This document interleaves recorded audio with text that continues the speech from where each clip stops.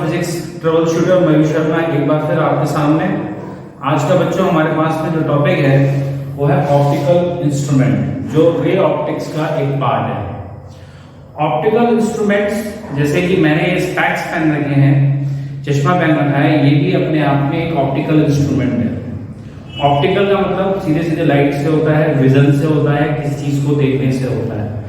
यानी कि नॉर्मली अगर हमें कोई चीज दिखाई नहीं दे रही है या हमें कोई प्रॉब्लम है, जैसे कि मेरे को जो है शॉर्ट साइटेडनेस है, यानी कि मुझे दूर की चीजें जो है वो दिखाई नहीं देती, जिसके लिए मैं कॉनकेव लेंसेज यूज कर रहा हूं और इसकी हेल्प से मैं चीजों को क्लियरली देख पा रहा हूं। तो मेरा चश्मा यानी कि ये जो स्पेक्स हैं ये अपने आप में एक ऑप्टिकल इंस्ट्रूमेंट है।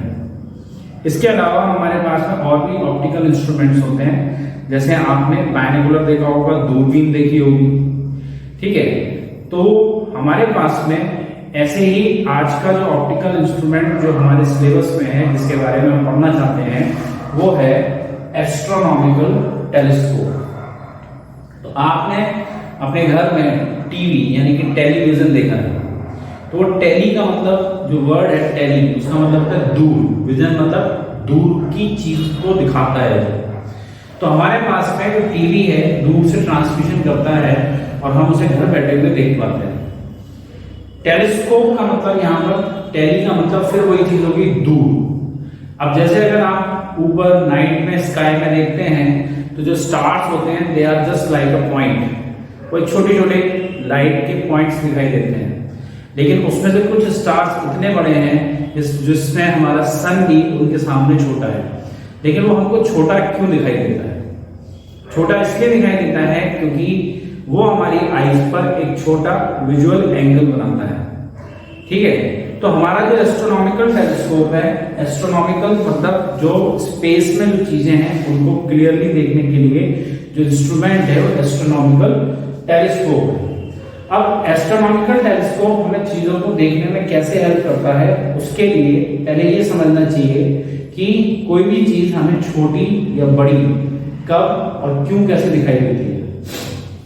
अब जैसे मैं आपको एक एग्जांपल दे रहा हूं, एक बड़ा सा ग्राउंड है, उसमें एक ट्री पेड़ लगा हुआ है और आप उसे बहुत दूर से देख रहे हैं, या कोई ऑब्जेक्ट है कोई दूर से देख रहे हैं तो आपको वो बहुत छोटा सा दिखाई देता है।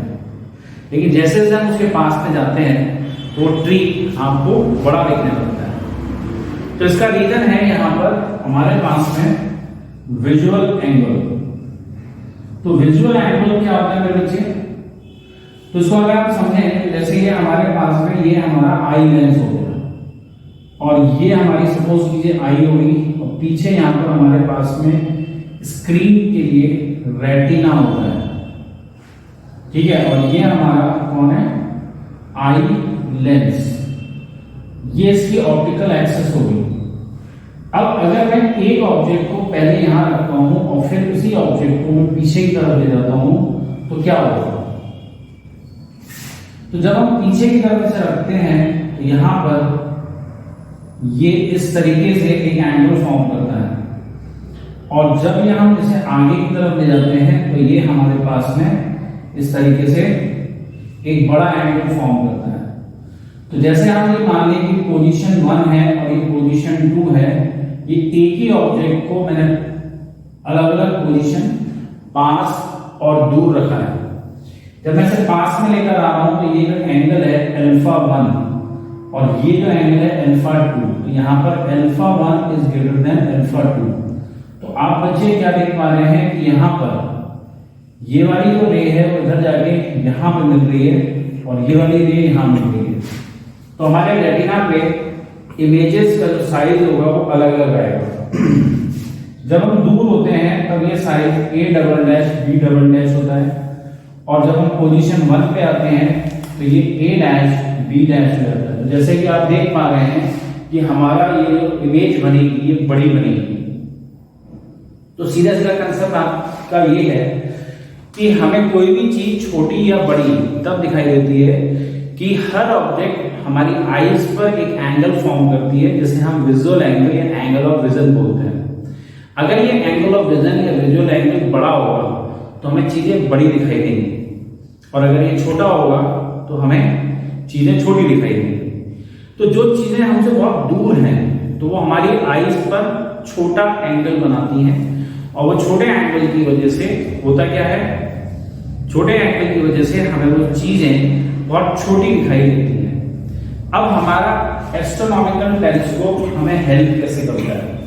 एस्ट्रोनॉमिकल टेलीस्कोप जो होता है हमारे पास में एक बड़ी इमेज क्रिएट करता है, जो चीजें दूर रखी होती हैं, और उनकी एक बड़ी इमेज जब बनती है, वो बड़ी इमेज हमारी आईज पर एक बड़ा एंगल बनाती है और हमें वो ऑब्जेक्ट्स बड़ी दिखने लगती हैं और क्लियर दिखने लगती है। चीज समझ में आ रही है? तो चीजों को बड़ा देखने के लिए हमें विजुअल एंगल को बड़ा रखना चाहिए, ठीक है। तो इसके अंदर हमारे पास में एक और टर्म होता है जिसे बोलते हैं मैग्नीफाइंग पावर।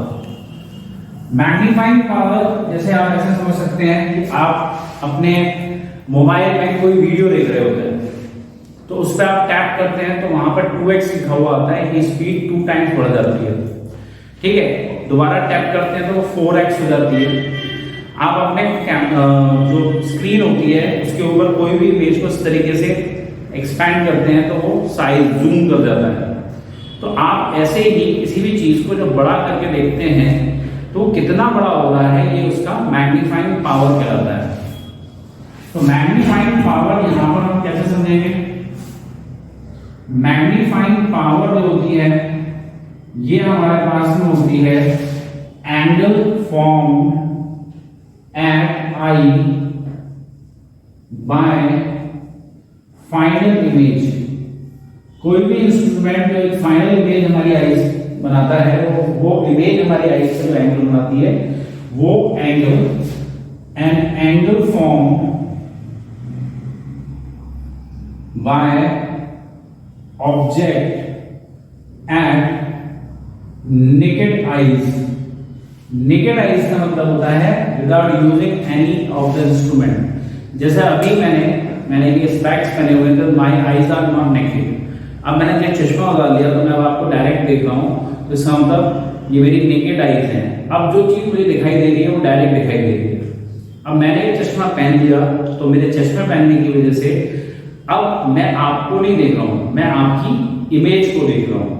तो ऐसे ही किसी भी इंस्ट्रूमेंट से जब हम कोई चीज देखते हैं तो वो हमें इमेज दिखाई देती है, ना कि ऑब्जेक्ट। उसको हटा देंगे, डायरेक्ट देखेंगे तो हमें ऑब्जेक्ट दिखाई देगी। तो हमारे पास में हम इसको एक छोटे से फॉर्मूले में कन्वर्ट कर सकते हैं, m equal to beta upon alpha. तो इसका जो यूनिट होता है वो x होता है। x मतलब मल्टीपल टाइम्स, 2x मतलब 2 टाइम्स, 4x मतलब 4 टाइम्स। तो इस तरीके से जब आप कैमरा लेने जाते हैं या मोबाइल को चेक करते हैं या उसमें स्पीड वगैरह चेक करते हैं तो उसमें 2x 4x इस तरीके से मैग्नीफाइंग पावर को बताया जाता है, ठीक है। तो हमारे पास में अब बोर्ड में क्वेश्चन क्या आता है वो हम समझते हैं। बोर्ड में क्वेश्चन आता है कि what is an astronomical telescope? Astronomical telescope is an optical device which help us to see the far objects clearly which can not be seen by our naked eyes. यानी कि ये दूर की चीजों को दिखाता है जो हम एक नॉर्मल नेकेड आईज से नहीं देख सकते।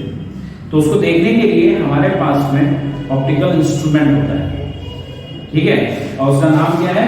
Astronomical telescope. तो इसका कंस्ट्रक्शन, वर्किंग किस तरीके से होती है वो हमें यहाँ पर देखनी है, और इसके लिए एक्सप्रेशन निकालना होता है, मैग्नीफाइंग पावर। और कुछ चीजें यहाँ पर होती है कि हम कौन सा लेंस यूज करेंगे, क्यों करेंगे, मैग्नीफाइंग पावर कैसे बढ़ाते हैं, इन सबके ऊपर ये पूरा क्वेश्चन आता है, ठीक है। तो सबसे पहले हम बात करते हैं एस्ट्रोनॉमिकल टेलीस्कोप की जो बना होता है वो किस तरीके से बना होता है।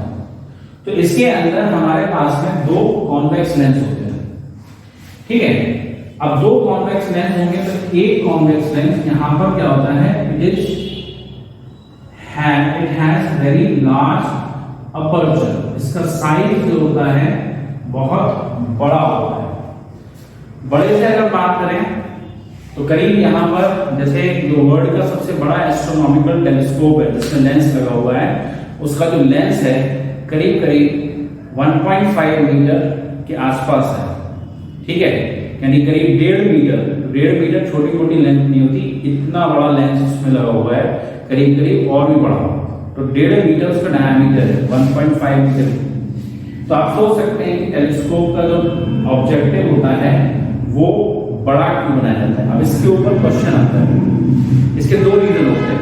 पहली चीज, जब हम दूर की चीजों को देखते हैं तो उसमें लाइट वहां से जो आ रही होती है उसको हमें ज्यादा से ज्यादा कलेक्ट करना होता है। जब हमें लाइट को ज्यादा कलेक्ट करना होता है तो उसके लिए हमें बड़े लेंस की जरूरत है। लाइट इस पे ज्यादा गिरेगी जो इसको कलेक्ट करेगी, जिससे कि जो इमेज बनेगी वो ब्राइट और क्लियर बनेगी, उसकी इंटेंसिटी अच्छी होगी और आपको वो क्लियरली दिखाई देगी।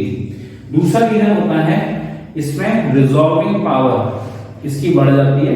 रिजॉल्विंग पावर का मतलब होता है दो चीजों को अगर मैं पास पास रख दूं तो उनकी जो इमेजेस हैं वो हमें अलग अलग दिखनी चाहिए। अगर हम इनके बीच में डिस्टेंस कम करते जाते हैं तो हमें कुछ डिस्टेंस पर आकर ऐसा लगेगा कि दो ऑब्जेक्ट ना होकर ये एक है, इनकी इमेज ओवरलैप कर जाती है और ये दो की जगह पर एक ही चीज दिखाई देती है। तो रिजॉल्विंग पावर बढ़ाने के लिए और ज्यादा से ज्यादा लाइट को कलेक्ट करने के लिए ये जो लेंस होता है इसे हम बोलते हैं ऑब्जेक्टिव, जो एक कॉन्वेक्स लेंस है जिसकी फोकल लेंथ और अपर्चर बड़ा होता है। तो अपर्चर बड़ा होने का रीजन मैंने भी आपको बताया। फोकल लेंथ बड़ा करने से क्या होता है कि मैग्नीफाइंग पावर इसकी ज्यादा होती है। इनको हम को एक्सियली रखते हैं एक दूसरे लेंस के साथ। दूसरा लेंस जो होता है इसको हम बोलते हैं आईपीस, ठीक है। तो ये आईपीस को आईपीस क्यों बोलते हैं? क्योंकि हम इसमें से देख रहे हैं। ऑब्जेक्टिव को ऑब्जेक्टिव क्यों कहते हैं? क्योंकि it is towards the object, ये ऑब्जेक्ट की तरफ होता है, ये ऑब्जर्वर की आईपीस, जिसमें जैसे मैं ऑब्जर्वर हूं तो मैं देख रहा हूं, आईपीस इधर होगा और ऑब्जेक्टिव उस तरफ होगा। ये बहुत छोटा और फोकल लेंथ भी इसकी बहुत छोटी होती है। छोटा क्यों होता है? क्योंकि जो लाइट हमने इकट्ठी करी टेलीस्कोप के अंदर, अगर हम पीछे बड़ा लेंस ले लेंगे तो दोबारा से क्या करेंगे? स्प्रेड कर देंगे। और छोटा लेंस लेंगे तो ये सारी की सारी लाइट हमारी आईज में एंटर करेगी और हमें जो इमेज है वो क्लियर दिखाई देगी। तो बड़ा वाला आगे वाला लेंस बड़ा क्यों रखते हैं? ज्यादा लाइट कलेक्ट करने के लिए। और वो जो लाइट कलेक्ट हुई है उसको हमारी आईज में पहुंचाने के लिए दूसरे वाले लेंस का साइज बहुत छोटा रखा जाता है। फोकल लेंथ आगे वाले की बड़ी रखी जाती है और पीछे वाले की छोटी रखी जाती है। रीजन मैग्नीफाइंग पावर ज्यादा होती है। अब यहां पर दो केस आते हैं। यहां पे हमें दो तरीके से इमेजेस फॉर्म करनी होती है। हमारी जो नॉर्मल विजन है उसकी रेंज हमारे आईज से 25 सेंटीमीटर से लेकर इंफिनिटी तक होती है, ठीक है। इंफिनिटी जहां तक हमारी नजर जा रही है, लेकिन इंफिनिटी पर हमें दिखाई क्यों नहीं देता? क्योंकि वो हमसे इतनी दूर होती हैं कि वो चीजें, एंगल ऑफ विजन इतना छोटा हो जाता है कि वहां की रखी हुई चीजें या वहां पर जो चीजें प्लेस्ड हैं they can not be scene clearly because they have a small visual angle, right. अब हम कम से कम कहां देख सकते हैं? 25 सेंटीमीटर, जिसे बोलते हैं डिस्टेंस ऑफ डिस्टिंक्ट विजन। यानी 25 सेंटीमीटर के अंदर अगर हम देखते हैं तो हमें दिखेगा तो सही, लेकिन हमारी आईज पर स्ट्रेस पड़ता है। इसलिए बच्चों आप लोगों से कहा जाता है कि आप सीधे बैठ के पढ़ें, मोबाइल को पास नहीं रखें। इससे आपकी आईज पर लोड पड़ता है और आपकी आईज की जो विजन है वो इफेक्ट हो सकती है, खराब हो सकती है, ठीक है बच्चे। तो दूसरी जो इमेज हम यहाँ पे बनाएंगे तो वो कहाँ बनेगी? इंफिनिटी पर। तो इसमें हमारे पास दो केस हैं, दोनों को हम पैरेलल में देख रहे हैं। देखिए इसमें हमारे पास इमेज इंफिनिटी पर रखी हुई है बहुत दूर, और वहां से आने वाली जो रेज होती है they are parallel to each other. तो जब हम यहाँ पर देखते हैं तो यहां से हमारे पास में ये इस तरीके से एक रे आई, दूसरी रे ये आई। अब देखिए मैं आपको डायग्राम जो होता है एग्जाम में बनाने के लिए आता है तो उसका एक तरीका बता रहा हूं, और इस तरीके को अगर आप फॉलो करेंगे तो आपका डायग्राम बहुत आसान और बहुत अच्छे तरीके से बनेगा, ठीक है। तो सबसे पहली लाइन जो होती है, पहले हम दोनों लेंस बनाएंगे, प्रिंसिपल एक्सिस बनाएंगे, इसको नाम दे देते हैं, ये ऑप्टिकल सेंटर हो गया ऑब्जेक्टिव का, और ये ऑप्टिकल सेंटर हो गया आईपीस का। कोई भी लाइट के ऑप्टिकल सेंटर से जाएगी तो सीधी जाएगी, इसमें कोई डेविएशन नहीं होगा। तो सबसे पहले लाइट के हम इस तरीके से बनाएं कि ऑप्टिकल सेंटर से होकर जानी चाहिए और इस आईपीस पर जाकर गिरनी चाहिए।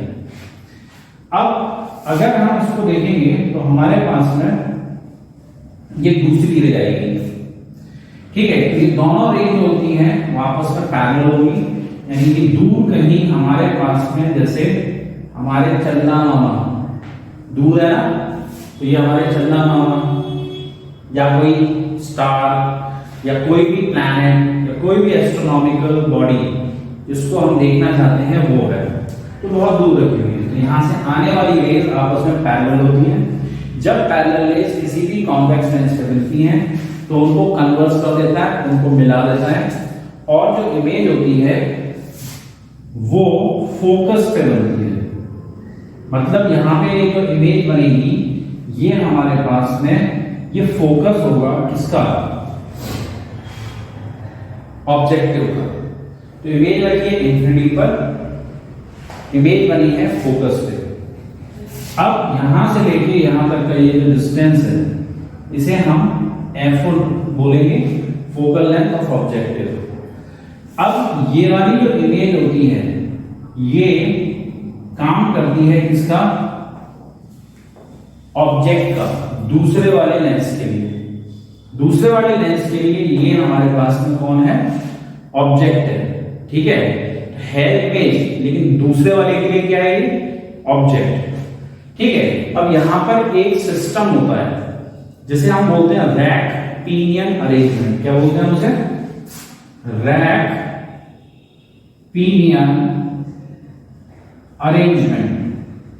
अब ये रैक पिनियन अरेंजमेंट क्या होता है, इसके अंदर आपने देखा होगा बायनोकुलर जो दूरबीन होती है, बैलून वाले जो आते हैं उनके पास में छोटी, या टॉय शॉप में गए होंगे तो वहां देखी होगी, तो बीच में व्हील सा होता है। उस व्हील को चलाते हैं तो हमारे जो दोनों लेंस हैं वो आगे पीछे चलते हैं। आजकल जो आपके मोबाइल में 3-3, 4-4 जो कैमरे आते हैं, ठीक है ना, वो क्या करते हैं, वो यही तो करते हैं, आपको अलग अलग डिस्टेंस पे अलग अलग तरीके से फोटो लेनी होती है, कभी पास कभी दूर, तो ऑटो फोकस करते हैं। कभी कोई लेंस काम करता है, कभी कोई लेंस काम करता है, जिससे आपकी जो इमेजेस हैं वो अलग अलग डिस्टेंस में होने के बावजूद भी अच्छी आती हैं और उसको आप अच्छी तरीके से एडजस्ट कर सकते हैं। सेम उसी तरीके से यहाँ सिस्टम होता है रैक पिनियन अरेंजमेंट। इससे हम लेंस को पास या दूर ले जाते हैं, और ये दोनों लेंस जो होते हैं वो मेटल की 2 ट्यूब होती है, कोएक्सियल ट्यूब। कोएक्सियल ट्यूब मतलब दोनों की एक्सिस सेम होगी, एक ट्यूब के ऊपर दूसरी ट्यूब स्लाइड कर सकती है, और एक व्हील लगा होता है, उस व्हील से हम इनके बीच में डिस्टेंस को कम या ज्यादा करते हैं। अब यहां पर हमें इमेज बनानी है, कहां पर, 25 centimetre from our eye, that is the least distance of distinct vision.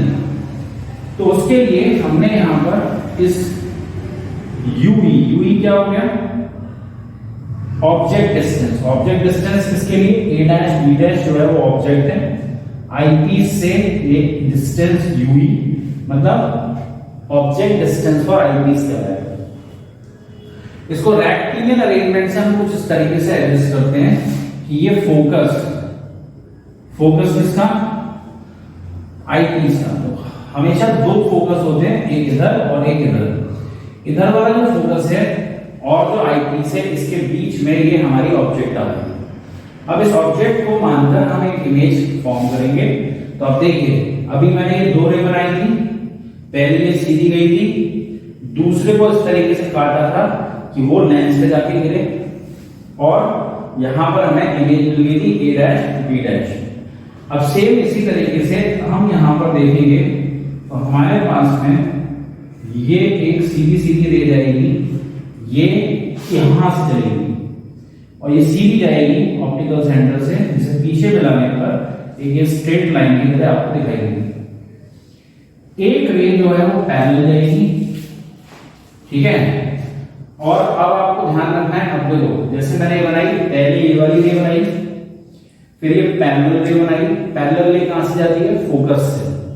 तो हम कहीं पे भी इसको मिला सकते हैं, क्योंकि अब जो इमेज बनने वाली है ये रियल इमेज थी, अब जो बनेगी वो वर्चुअल इमेज है।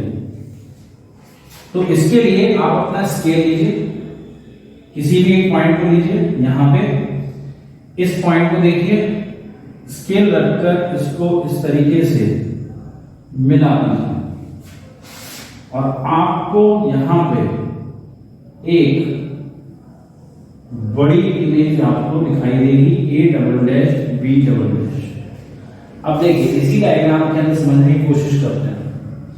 अगर ये दोनों लेंस नहीं होते तो आपको ऑब्जेक्ट का साइज ये दिखाई दे रहा था, जिसका मतलब आपकी आईज पर छोटा एंगल बन रहा था, यानी कि आपकी आईज पर ये एंगल बनेगा अल्फा और ये अल्फा। यहां पर हम इसको पहले डायग्राम को कंप्लीट कर लेते हैं। ये रेस को कुछ नहीं करना है, इस तरीके से इन सब को मिला देना है, क्योंकि एक्चुअल रेस जो थी वो ये दो थी।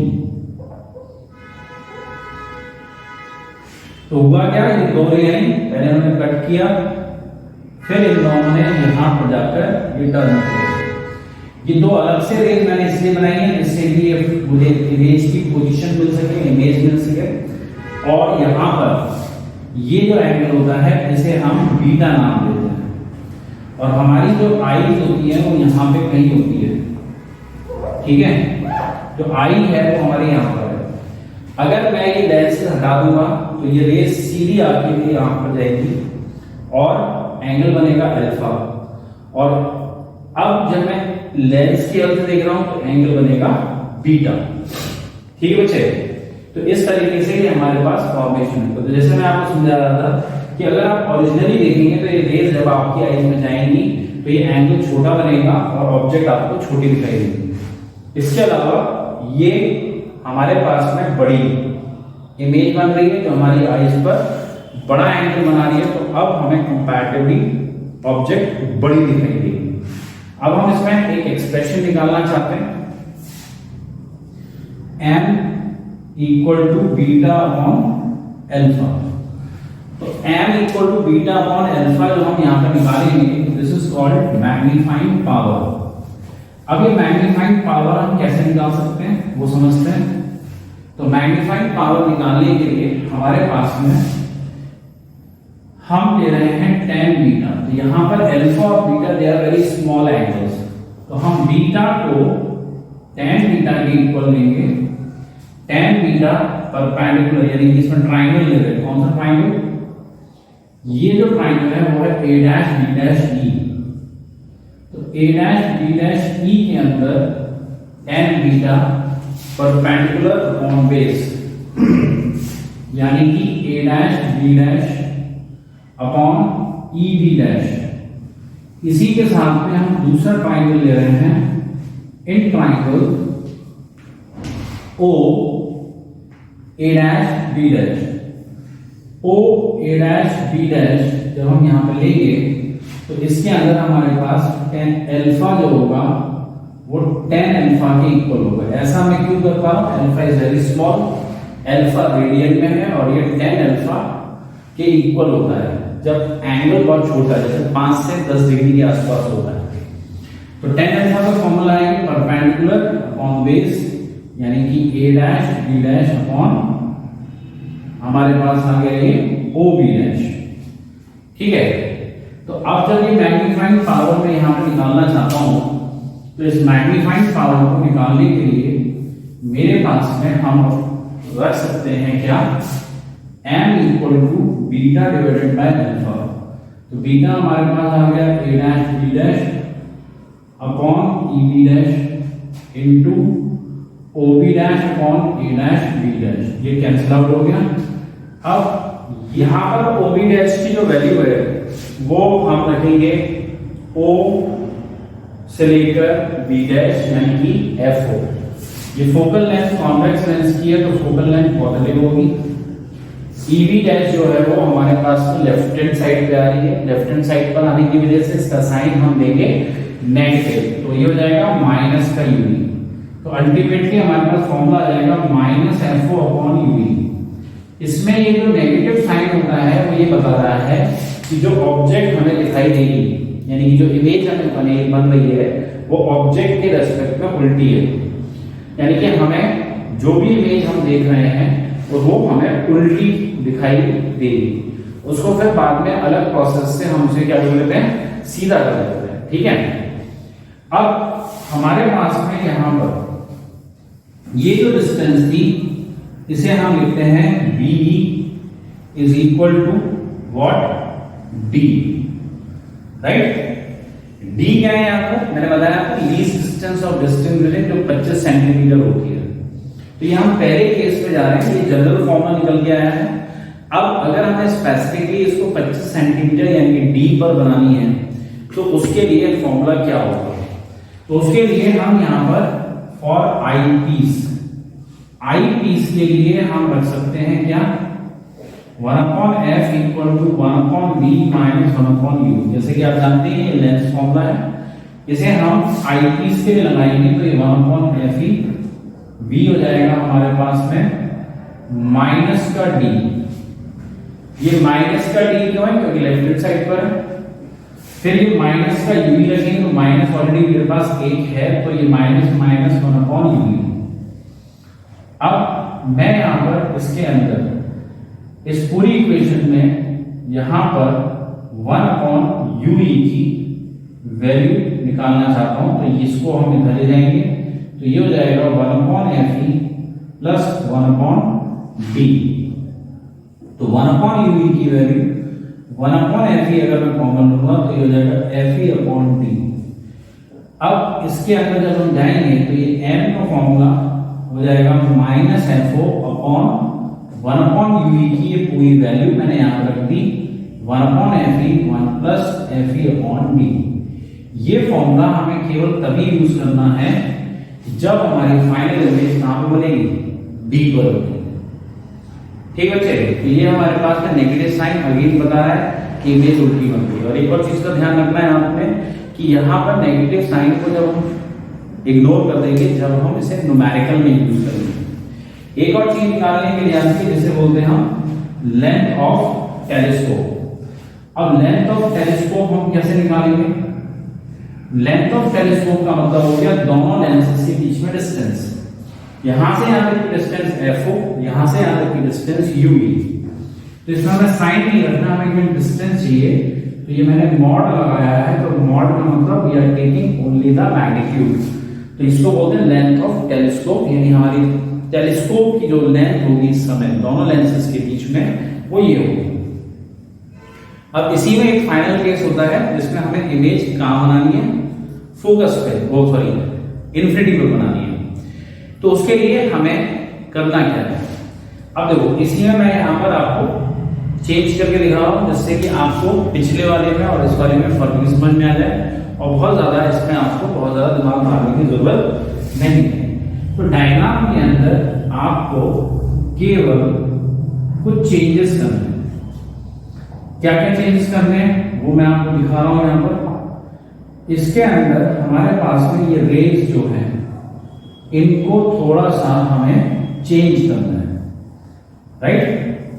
तो देखिए इसके अंदर हमारे पास में ये लेंस वैसे के वैसे ही, ये वाली रेज और ये वाली रेज वैसी की वैसी है। अब मैंने आपको बताया था रेक्टेलियन अरेंजमेंट।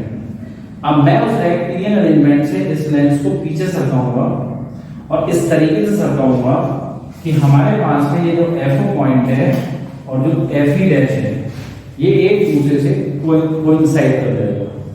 जब ये कोइंसाइड कर जाएगा तो यहाँ पर ये UE जो है वो FE के इक्वल हो जाएगा। ठीक है, अब इसमें आपने कुछ नहीं करना है, आपने स्केल रखना है, इसको इस तरीके से सीधे बनाना है, फिर स्केल रखना है। तो आपको फिर दोबारा से इस तरीके से ये एक पैरेलल लाइन आ जाएगी। ठीक है, मेरे पास तो स्केल नहीं है, आपके पास कॉपी पे स्केल होगा तो आपका लाइन जो है वो सीधी होनी चाहिए, पैरेलल होनी चाहिए। ठीक है, और बाकी की बची ये दो लाइनें इनको भी हम स्केल के थ्रू क्या करेंगे, इस तरीके से मिला देंगे और ये हमारे पास में इस तरीके से ये सारी रेज एक दूसरे के पैरेलल होगी और ये कहां जाके मिलेगी, यानी कि जो फाइनल इमेज है वो इंफिनिटी पे मिलेगी। तो बाकी का जो डेरिवेशन है वो यहां तक बिल्कुल सेम रहेगा। इसमें आप दो करेक्शन हमें करने हैं, बस सिंपल सा यहां पर ये फॉर्मूला जो है चेंज हो जाएगा